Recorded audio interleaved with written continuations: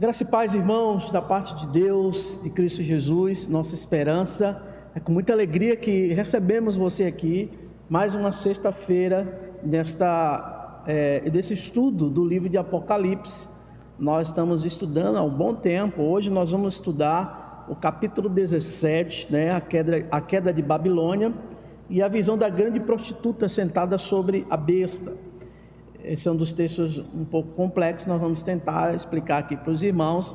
E logo antes de ler a palavra, antes de orar, eu quero pedir a sua participação. Você que acompanha os nossos vídeos das sextas-feiras no estudo do Apocalipse, você pode compartilhar esse vídeo com muitas pessoas.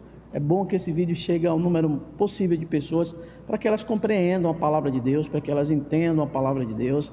Você pode também se inscrever no nosso canal da Igreja Batista Jerusalém, e você pode acionar o sininho que está aqui embaixo, para que você possa receber as nossas notificações. Você também pode comentar os nossos vídeos, nossa programação, e você pode compartilhar, ok?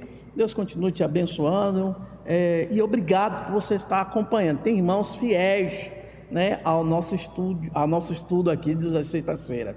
Louvado seja Deus pela sua vida, querido irmão. E nós estamos programando também uma live aí de perguntas e respostas. Assim que possível a gente vai estar anunciando também para os irmãos, ok? Vamos ler o texto de hoje, Apocalipse 17. Eu vou ler um texto um pouco extenso, depois nós vamos dar o tema, ok? E orar. Diz assim, versículo 1: E veio um dos anjos que tinha as 7 taças e falou comigo, dizendo-me: Vem, mostrar-te-ei a condenação da grande prostituta que está sentada sobre muitas águas, o qual se prostituíram os reis da terra, e os que habitam na terra se embebedaram com o vinho da sua prostituição. Levou-me em espírito a um deserto, e vi uma mulher sentada sobre a besta de cor escarlate, que estava cheia de nomes de blasfêmia, e tinha 7 cabeças e 10 chifres. E a mulher estava vestida de púrpura e de escarlata, adornada com ouro, pedras preciosas e pérolas, e tinha na mão um cálice de ouro, cheio das abominações da imundícia da sua prostituição.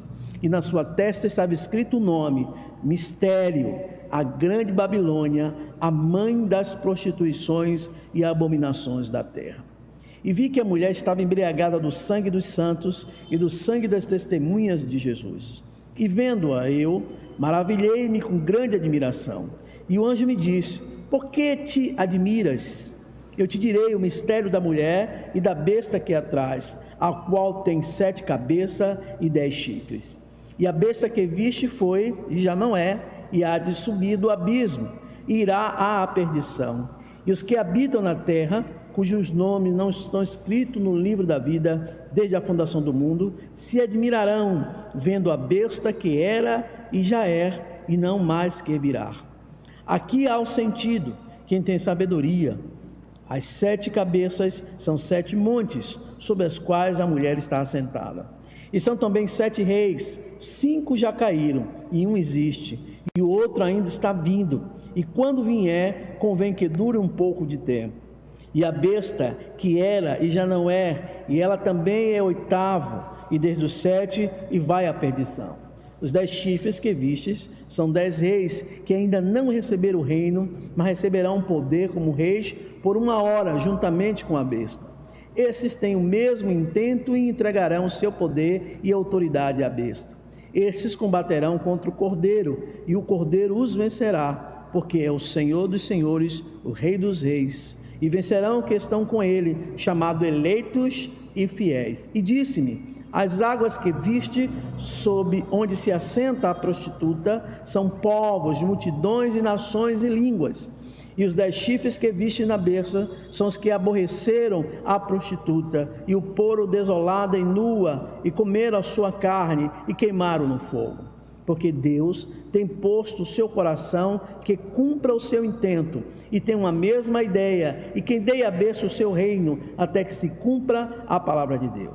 E a mulher que viste é a grande cidade, que reina sobre os reis da terra. Que Deus aplique esta palavra lida na nossa mente e no nosso coração. Vamos orar nesse momento, queridos irmãos. Pai Santo, Deus eterno, nós te louvamos, Senhor, nós te adoramos pela aquilo que o Senhor está revelando à sua igreja, pelo aquilo que o Senhor está demonstrando, principalmente nos últimos dias, os sinais que antecedem a vinda do teu Filho Jesus. Ó Deus, que possamos nos encontrar, ó Deus, em vigília, nós possamos nos encontrar atentos, olhando os nossos olhos para os céus, para o alto, de onde vem o nosso socorro, que é a salvação em Cristo Jesus. Abre a nossa mente, o nosso entendimento, para buscar na tua palavra compreensão e, acima de tudo, ó Deus, propagar esta palavra, porque os dias são maus, os dias são difíceis. Ó Deus, revela aquilo que o Senhor quer revelar para nós e nos mostra o caminho que devemos seguir. Obrigado, Deus, por tudo, em nome de Jesus. Amém.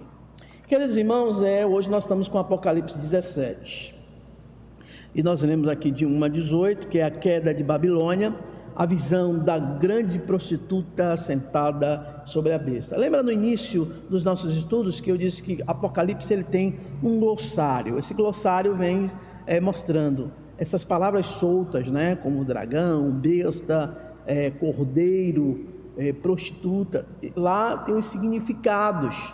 Então, toda vez que você vê, por exemplo, a expressão virgem ou mulher pura, está se referindo não à figura humana, mas à igreja dos últimos dias que não se corrompeu com o mundo, ou trouxe o mundo para dentro da igreja. E toda vez que você vê a expressão meretriz ou prostituta, não uma pessoa, né, em forma física, e sim uma igreja que ao longo da sua vida se corrompeu com este mundo, não diferenciando igreja de mundo.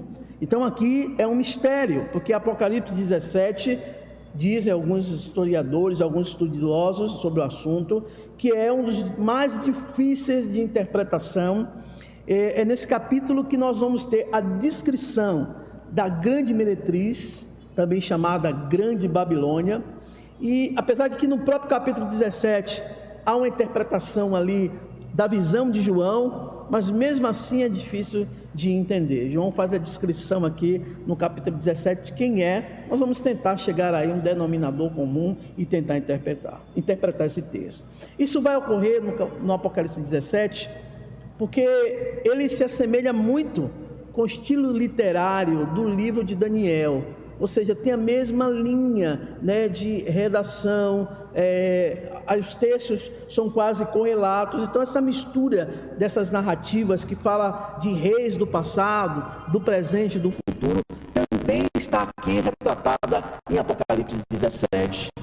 E aí você vai ver que isso vai se remeter também, muitas vezes, a frases, a analogias do Antigo Testamento. E nesse estudo, nós vamos estudar o capítulo 17, apresentando, né, focando principalmente na figura desta mulher, que é descrita como a grande meretriz da Babilônia.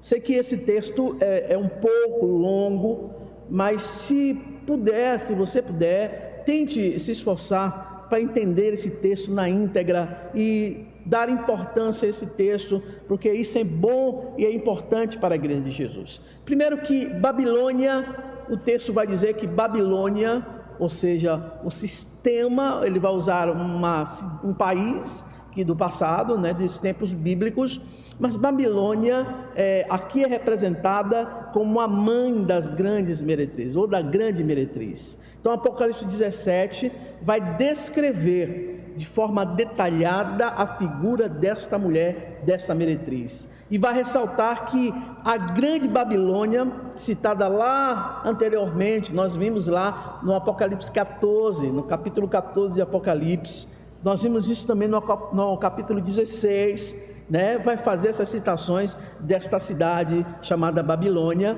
e vai mencionar, enfatizando aí, né, a sua queda, a sua eminente queda.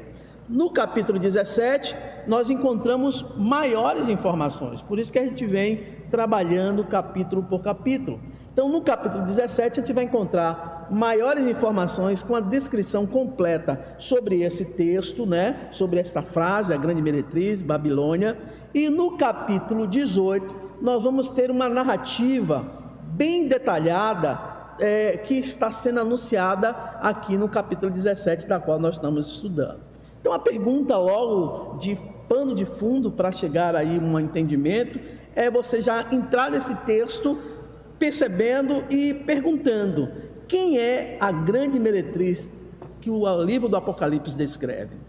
Sabemos que existe aí eu quero respeitar as diferentes correntes escatológicas, né? E que fala nesse texto de várias interpretações acerca de quem é essa meretriz do Apocalipse 17. Certamente, se a gente for entrar em detalhes de cada corrente aqui, né, o que é que pensa os preteristas, os futuristas, os historicistas, que também compõem, né, sem falar ali nas outras visões tribulacionista, pré-milenista, milenista, vai ficar um estudo mais cansativo e um pouco confuso, né, é a nossa intenção. Então vou trabalhar o texto de uma forma correlata, com algumas citações, mas fazendo um estudo indutivo. O que é um estudo indutivo? É aquele estudo que parte do narrador ou do intérprete para um todo, ok? Então vou expor esse texto bíblico e penso que aqui é importante interpretar essas coisas, mas alguns, por exemplo, vão defender que essa meretriz, a Grande Babilônia, representa um império lá no futuro, que vai se levantar nos finais dos tempos, e alguns dizem que será uma confederação, né? Que estará aliado à besta, o sistema político e religioso do anticristo, que vai dominar o mundo lá no futuro, né? E aí alguns descrevem esse período como um período babilônico, ou da Grande Babilônia, né? Uma coisa simbólica, mas que se trata num governo futuramente. Isso é um dado, isso é uma corrente. Aí dentro dessa interpretação própria, há quem defenda que a cidade de Babilônia será literalmente construída, reconstruída. Tá? Alguns teóricos vão dizer que essa cidade literalmente será reconstruída. E quem pensa dessa maneira vai citar algumas profecias lá do Antigo Testamento, apontando para a reconstrução futura e literal dessa cidade. Eu quero dizer que esse talvez aqui não tenha muito fundamento.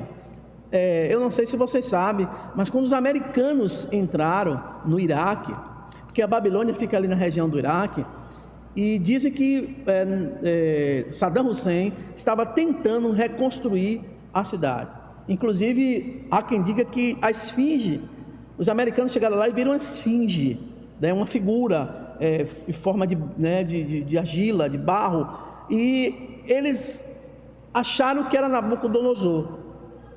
E depois, quando viram, a figura parecia muito com Saddam Hussein. Então os americanos destruíram, a população destruiu o que estava lá, né? Os americanos com as bombas, e a população que era desafeta de Saddam Hussein destruiu o que seria esse império. Mas há correntes que digam que é uma igreja, é um grupo, é uma cidade que se levantará no futuro. Isso é um dado também. Geralmente os adeptos dessa interpretação adota o estilo literário futurista, que tem lá também nas interpretações do Apocalipse, né? Ou seja, ali você tem uma visão futurista, pré-tribulacionista, que isso vai acontecer lá no futuro. E agora também tem muitos, claro, pré-tribulacionistas que crê que a igreja não passará pela grande tribulação, que tem uma visão diferente. Então você vai ver que se a gente trabalhar tudo isso, a gente fica confuso. Então é bom vir para o texto e trabalhar o texto. Quando você vai olhar o próprio capítulo 17, o texto responde quem é essa meretriz, quem é essa mulher. E a resposta está lá no versículo 18, né? Quando você olha 17, no versículo 18 diz: e a mulher que viste é a grande cidade que reina sobre os reis da terra, ou seja, a grande cidade que reina sobre os reis da terra, ou seja, a Babilônia. Agora a nossa pergunta especificamente é a seguinte: o que é a grande Babilônia do livro do Apocalipse? Então, para responder essa pergunta, eu preciso entender a organização do livro, o estilo literário empregado pelo apóstolo João, que compôs esse texto, ou seja, traduziu esse texto, né, porque ele recebeu como visão. E o Apocalipse 17 vai iniciar uma divisão aí, né, uma divisão paralela, ou seja, João vai registrar pela sexta vez a mesma história, agora por ângulos diferentes. Você observou que muitas vezes você vai ver, falando em Babilônia, lá no capítulo 16, Você vai ver no capítulo 16 especificando sobre ela. Você olha no capítulo 12, também fala. Capítulo 14 também fala. Então, quem é esta Babilônia? Para nós, quem interpreta aquilo que o texto está dizendo. Babilônia, para nós, é os inimigos de Cristo, ou seja, aqueles que são inimigos de Cristo e inimigos da igreja. Quem são eles? O dragão e seus aliados. Porque a gente fala do dragão, é uma antiga serpente, né? Chamada Satanás, que é descrita aqui como uma figura do dragão. Lembra que eu disse que tem um glossário lá explicando todas essas figuras? Pois é, só que a Bíblia diz que esta figura chamada dragão ou Satanás vai ser derrotada, esmagada pela morte, né? Espiritualmente falando, e a ressurreição e a ascensão de Cristo aos céus. Ele foi expulso, foi lançado na terra, né? O dragão trouxe os 3 aliados dele, os anjos caídos, mas o seu aliado, a besta que sobe do mar, já estudamos sobre isso, a besta que sobe da terra, já estudamos sobre isso, e a grande Babilônia, que estamos tentando entender esse texto. Então, juntamente com esses homens que possuem a marca da besta, o dragão, seus aliados, são todos aqueles que receberão a marca, que seguirão ante, né, ou atrás do grande dragão, né, que é a besta também, e vão perseguir de forma implacável a igreja de Cristo. Agora, queridos irmãos, aqui esse cenário parece ser um cenário meio complexo de a gente entender, mas se você olhar bem o cenário do capítulo 17, vai mostrar que a igreja vai sair vencedora. Então você já tem um alento aqui. Vencedora por ela só? Ela vai vencer por ela só? Não, vai vencer por conta do Cristo, de Cristo. E justamente a partir do capítulo 17 que João vai descrever a queda desses inimigos da igreja e dos aliados do dragão, que é o diabo, a antiga serpente. Então, comparando aí, a ordem, né, que vai apresentada, você vai ver capítulos 12, capítulos 14. Agora o livro vai mostrando a queda desses inimigos de forma inversa e de forma decrescente. Lá na frente mostra a vitória deles, cá está mostrando a queda e vai mostrando o quanto eles estão sendo agora atingidos pelo poder de Deus, né, pelo poder de Cristo. É muito interessante, então, estar atento. Eu sei que o estudo é longo, é complexo, mas você precisa estar atento. Em Apocalipse 17, nós vamos encontrar a história aí desta grande cidade chamada Babilônia.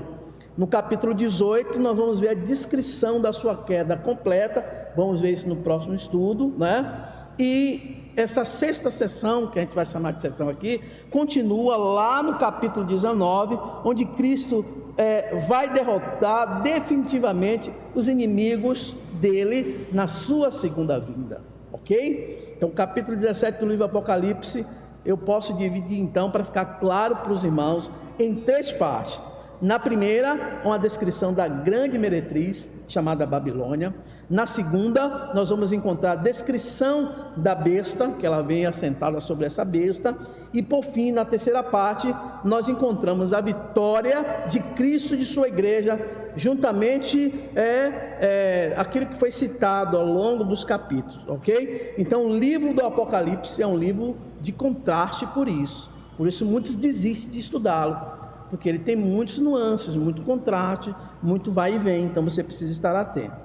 Nele nós vemos Satanás, o dragão, tentar de todas as formas imitar Cristo, né? Aí quando você vai ver lá no capítulo 17, a descrição da grande Babilônia, você vai logo perceber quais são as características dela.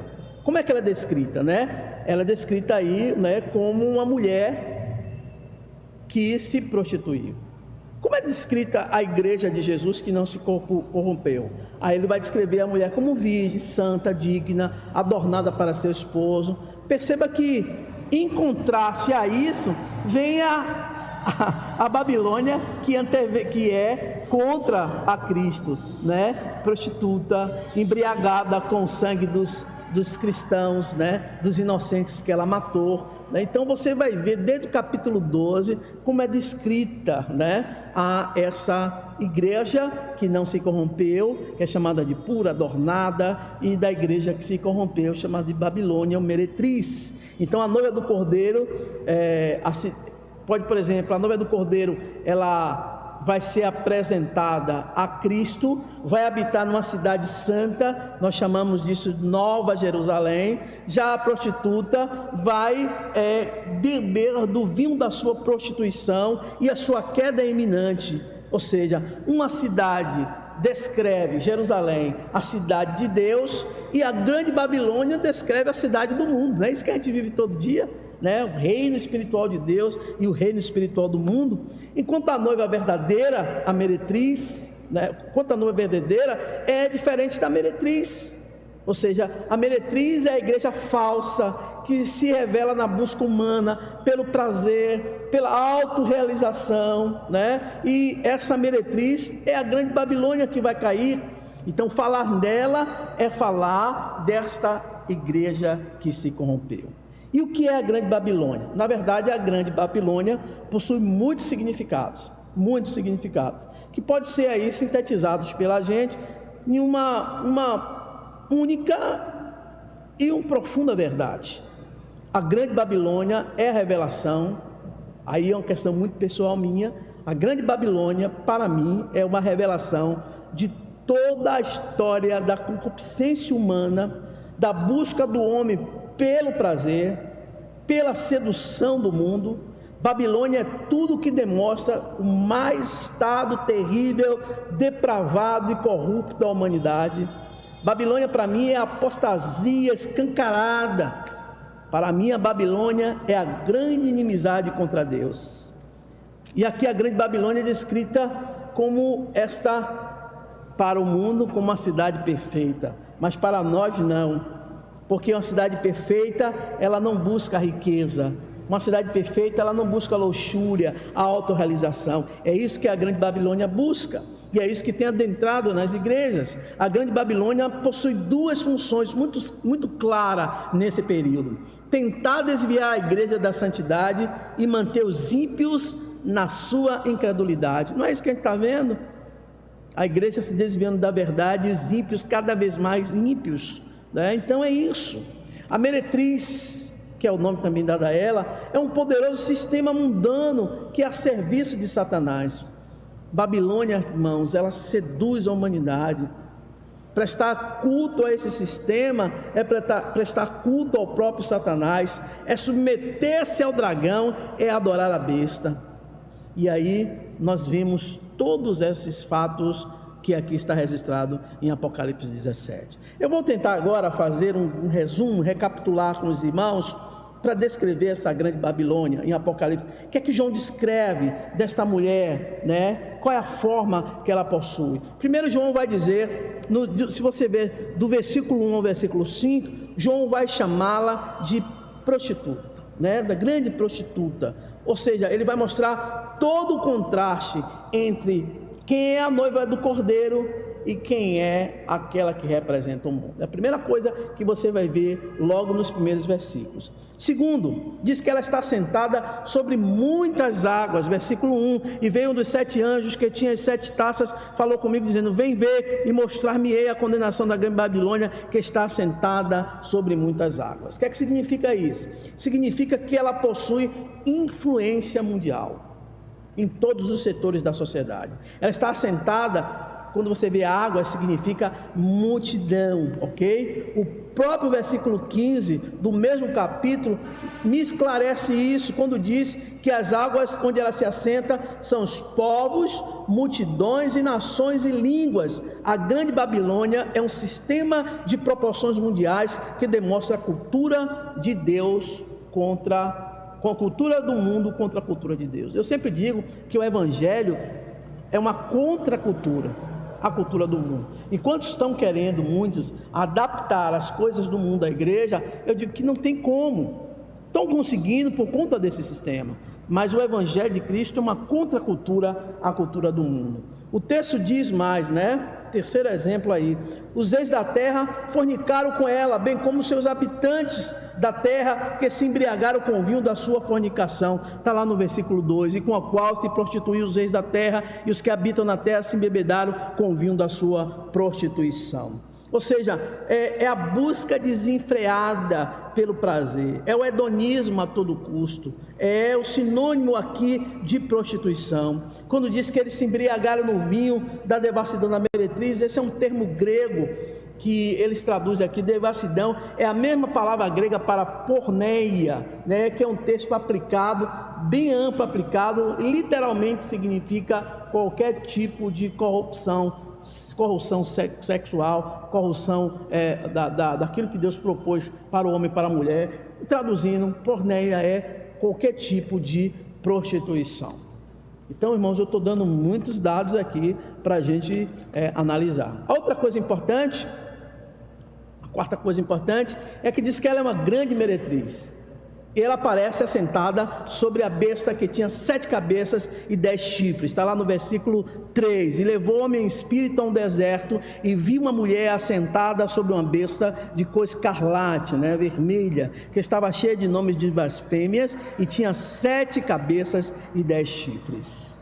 Esse animal que aparece no versículo 3 é a primeira besta mencionada lá do capítulo 13. Nós já estudamos sobre isso. A besta que subiu do mar, lembra? É essa mesma. Essa besta representa governos mundiais, de maneira geral, claro, de uma maneira genérica, Ou seja, todo o poder econômico, todo o poder político e todo o poder militar.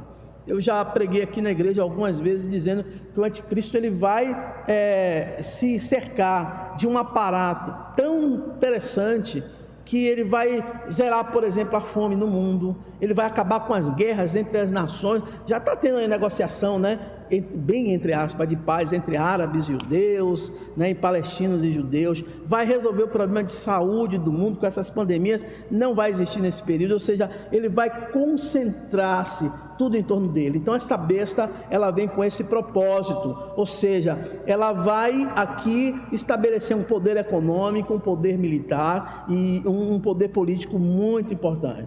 Isso vai mostrar que há uma sincronia entre a besta e a prostituta, ou seja, os dois trabalharão em unidade, de forma que a besta busca pelo prazer a motivação para todas as ações malignas nesse mundo. Por isso que a gente está vendo essa liberalidade assim a todo custo, Enfim, juntas a besta e a prostituta são instrumentos na mão do nosso inimigo maior, o inimigo das nossas almas, a saber, Satanás.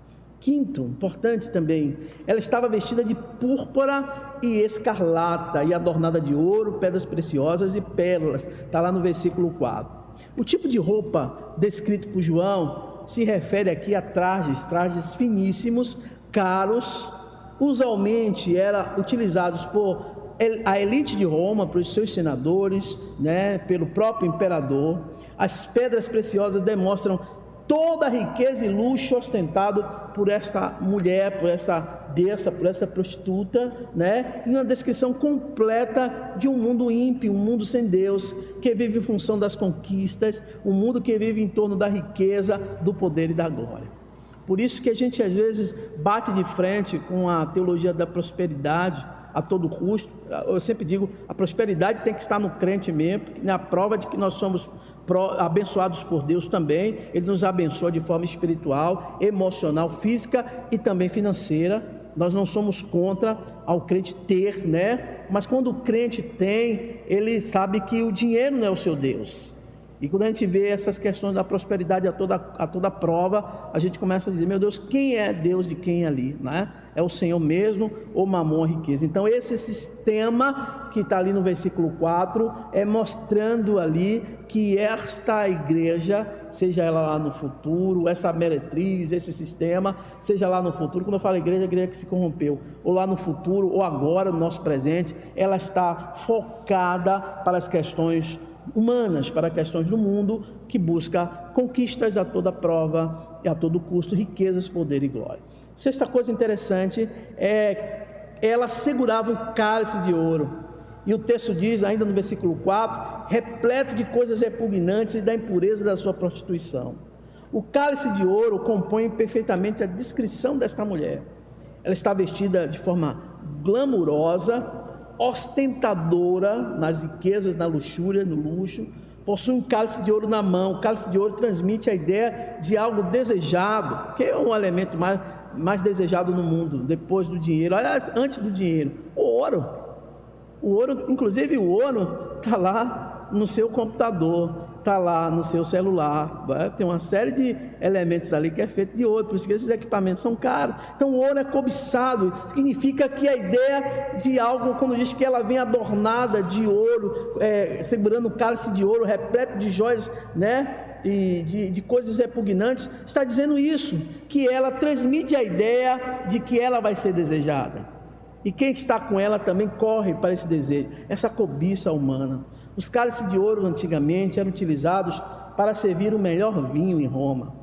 Então, quando você servia o melhor vinho para uma autoridade, você servia em um cálice de ouro. No caso desta mulher, não é diferente. O cálice de ouro é mais as questões interiores do seu coração, onde tem devassidão e abominações. Aqui está dizendo que ele está transbordando. O que é isso? Transbordando da sua prostituição, aquilo que ela vai ensinar às nações, os povos, né? Enfim, né? Aqui nós podemos perceber que todo esse modo de vida glamuroso, de prazer, são oferecidos aos homens. Na verdade, o homem que está se tornando mais mundano, mais depravado, é esse homem que afronta a Deus com as suas atitudes. Então a ideia dela é afrontar a Deus, pegando a sua criação e transformando, tirando aquilo que é mais essencial, né? Que é a questão do amor, do zelo, do cuidado,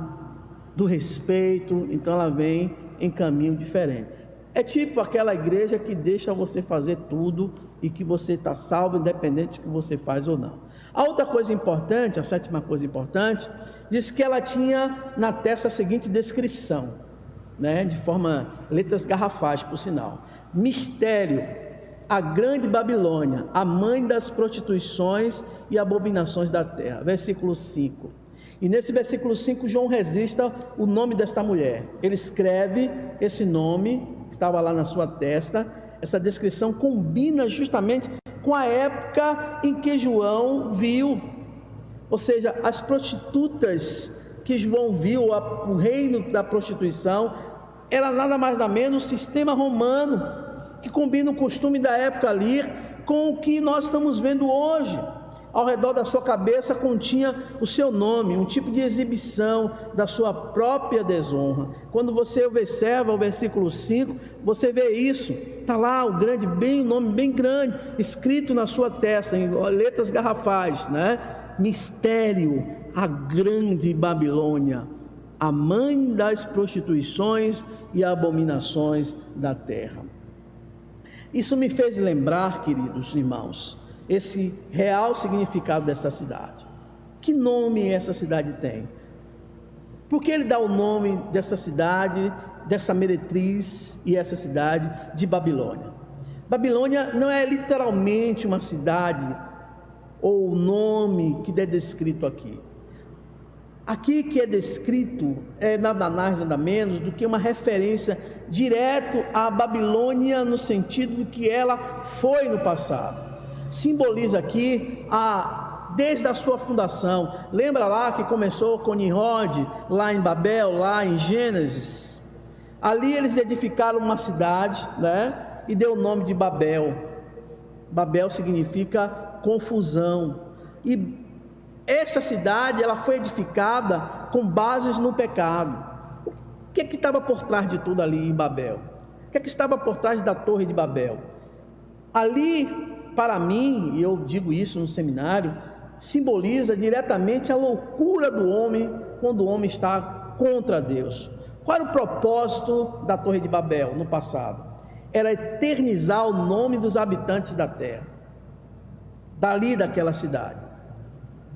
Eternizar para sempre o nome daqueles homens. Nimrod e todos os seus, eles falavam uma só língua, um só idioma, e eles estavam unidos. O texto diz isso.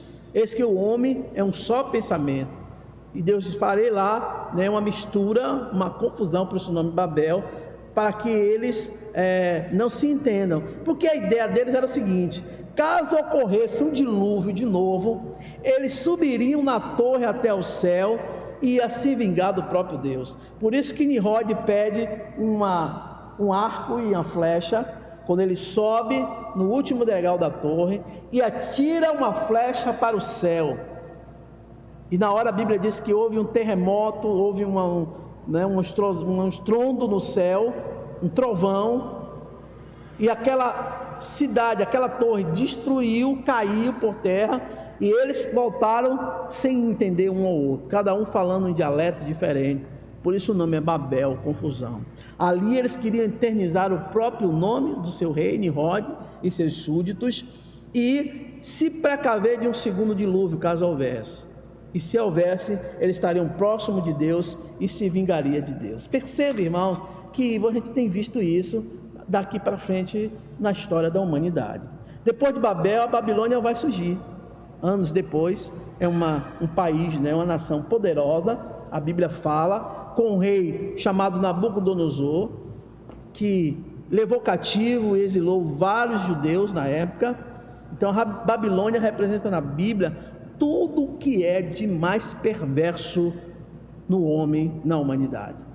Babilônia é o berço do paganismo, da falsa religião, da prostituição, da busca pelo prazer, da perseguição ao povo de Deus. Nos dias de João, esta mulher, Babilônia, claramente poderia ser vista na cidade de Roma, uma cidade que era conhecida naquele tempo como a cidade dos prazeres. A cidade dos prazeres. Roma era a fonte de todo tipo de idolatria, de todo tipo que os cristãos verdadeiros eram chamados de ateu, porque não criam nos milhares de deuses ali oferecidos em Roma, não adoravam os deuses do paganismo romano. Inclusive o imperador também era considerado um deus. Eles também eram acusados, os cristãos, de antissociais, pois não participavam da vida social ofertada pelo aquele sistema. E as influências dessa cidade corrompida estavam ali dentro das comunidades cristãs, como estão dentro das comunidades muitas vezes cristãs nos dias de hoje. Alguns membros infelizmente cediam às pressões e acabavam aceitando a idolatria e a imoralidade. Detalhe, irmãos, aquela Roma não existe mais.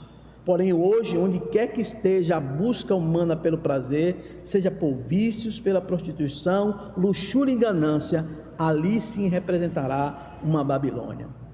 Oitavo, ela estava, diz o texto, embriagada do sangue dos santos, das testemunhas de Jesus, está lá no verso 6, que detalhe terrível isso, né?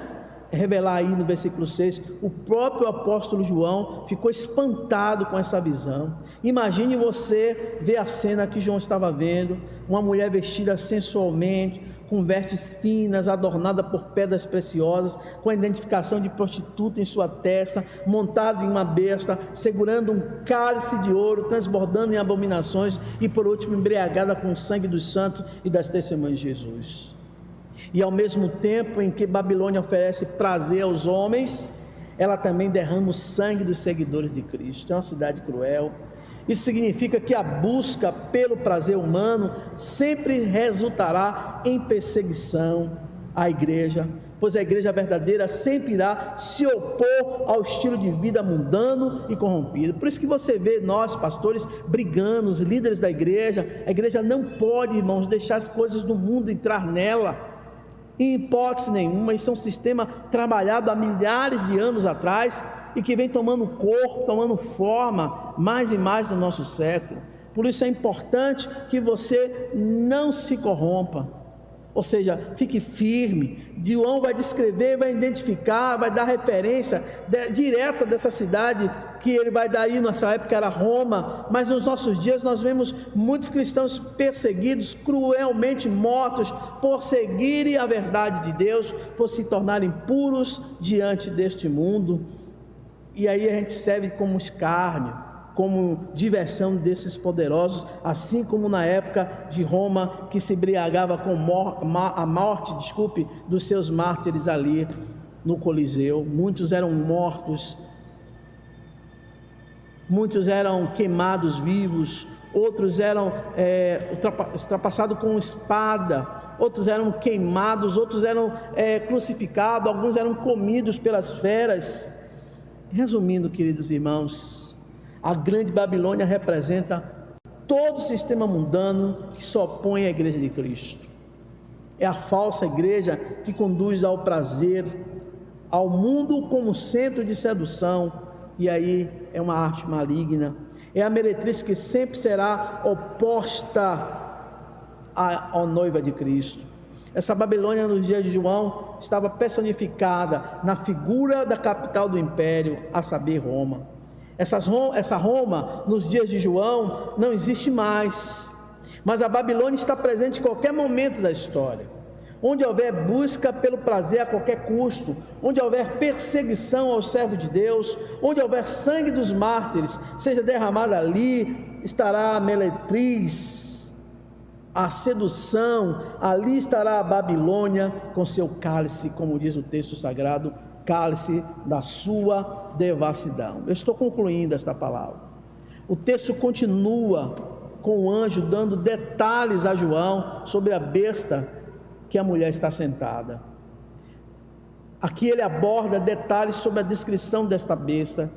Ele fala que essa besta subiu, é a mesma besta que subiu do mar, e é a mesma besta que subiu da terra, e lá de Apocalipse 14 fala sobre isso.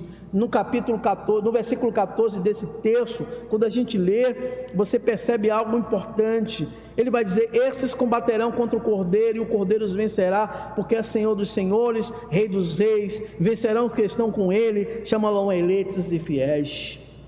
Meus irmãos, o maligno vai juntar forças para guerrear contra o Cordeiro, mas o texto diz que eles serão derrotados definitivamente, pois o Cordeiro, diz o texto, os vencerá, e eles serão eleitos, e os eleitos vencerão com Cristo. Aqui o anjo vai informar João que a vitória de Cristo e de sua igreja já está decretada em nome de Jesus. Esta Babilônia vai cair. Versículo 16 do capítulo 17 diz: o anjo diz a João algo muito curioso, algo muito intrigante. Ele começa a informar a queda da Babilônia, a destruição da meretriz, e o que é curioso nisso é o modo como isso acontece. Vamos ler lá, versículo 16, ele diz: e os 10 chifres que viste na besta são os que aborreceram a prostituta, e a porão desolada e nua, e comerão a sua carne, e queimarão no fogo. O anjo diz a João que a besta, juntamente com seus governantes, odiarão a prostituta, eles a despirão, comerão a carne e a destruição com o fogo. Aqui vemos os inimigos de Cristo e da igreja destruindo uns aos outros, para cumprir os propósitos soberanos de Deus. Apocalipse 17, que diz: porque Deus tem posto em seu coração que cumpra os seus intentos, e tem a mesma ideia, e deem a besta o seu reino, até que se cumpra as palavras de Deus. Alguns teólogos vão apresentar uma aplicação primária para essa passagem, claro, dentro de vista do contexto histórico da época, onde os poderes predatórios e ações do Império Romano acabaram destruindo, na última instância, a própria cidade de Roma. Eles próprios se destruíram a si mesmos, os romanos se destruíram entre eles próprios. Assim vai acontecer com essa cidade e contra a besta e os inimigos, os amigos da besta. Eles se destruirão entre eles. Nós vemos aqui claramente que essa profunda visão e essa profunda revelação, a descrição dessa cena mostra que a busca pelo prazer, a sedução do mundo é autodestrutivo. Cuidado, você que tem buscado o prazer do mundo, ele é destrutivo, ou melhor, autodestrutivo. No final o homem fica desiludido com seus próprios prazeres, pois os prazeres do mundo são passageiros. Tem um provérbio árabe que diz: o prazer pode durar, mas será que dura prazer? Então observe, queridos irmãos, os homens estão ali percebendo que tudo o que eles fizeram levará à destruição. Nessa hora não adianta arrependimento, não adianta lamentação, é tarde demais, o juízo de Deus chegou até eles. Que Deus tenha misericórdia de nós, que Deus nos prepare. Se você não está vigiando, vigie, porque aqueles que ficarão para a grande tribulação passarão por isso. No capítulo 18, no próximo estudo do livro Apocalipse, nós vamos fazer uma descrição detalhada da queda da Babilônia. Ao todo são 7 mensagens aqui que falam sobre o julgamento da Babilônia. Nós vamos ver coisas terríveis que vão acontecer nesse período. Então fique ligado, fique atento, para que no próximo capítulo 18, no próximo estudo, a gente esteja atento, juntos, para estudar este livro tão significativo.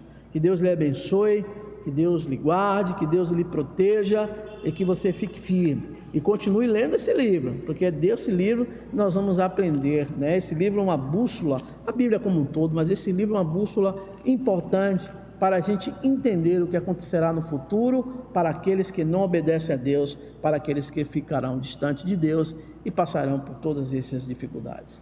Vamos agradecer a Deus então. Senhor Deus e Pai, nós oramos mais uma vez a Ti, queremos Te agradecer, Senhor, pela Sua palavra, por esse estudo que acabamos de fazer no capítulo 17 de Apocalipse, nas coisas que são reveladas nesse livro, coisas tremendas, Deus, e profundas, vinda do Teu trono para nosso coração. Ó Deus, continue abençoando a nossa igreja, a Igreja Batista de Jerusalém.